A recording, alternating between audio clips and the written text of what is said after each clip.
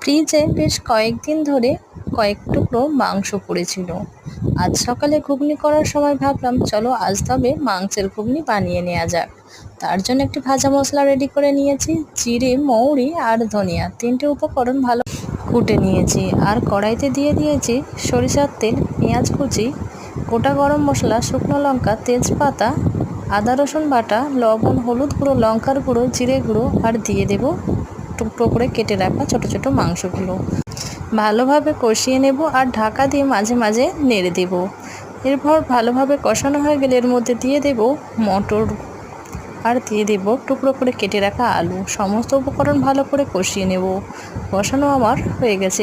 সেদ্ধ করে নেওয়ার জন্য কুকারের মধ্যে নিয়ে নেব।